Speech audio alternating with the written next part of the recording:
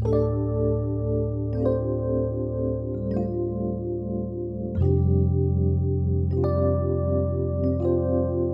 Episode में आपने देखा कि निसार हाजी साहब की नासाज तबीयत का मुआयना कर उन्हें ब्रोंकाइटिस की शिकायत होने की बात बताता है और उनकी उम्र का तकाजा देते हुए उन्हें ऐसी कड़ाकेदार पड़ रही ठंड से दूर किसी गर्म जगह पर वक्त गुजारने की सलाह देता है।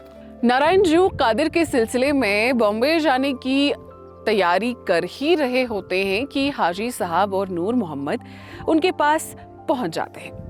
नारायण जू हाजी साहब को बॉम्बे साथ चलने की सलाह देते हैं। एक वजह ये कि कश्मीर की बेहद ठंड से उनका बचाव हो जाएगा और दूसरा ये कि हाजी साहब की बात सुन कादिर उनके साथ वापस कश्मीर लौट आए।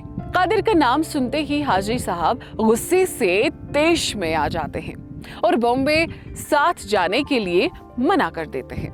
हालांकि नारायण जू और नूर मोहम्मद के दोबारा समझाने पर वो इस बात के लिए राजी हो जाते हैं। इस बात का जिक्र वो अजीजी से भी करते हैं और अजीजी और बिलाल को अपने साथ ले जाने की ख्वाहिश भी बयान करते हैं, लेकिन अजीजी उन्हें उनके बॉम्बे जाने के फैसले की सोच में उलझा देख उन्हें उनकी सेहत के बारे में समझाते हैं और ये भी कि नारायण जू उनके अजीज यार तो वहां उनके साथ ही होंगे।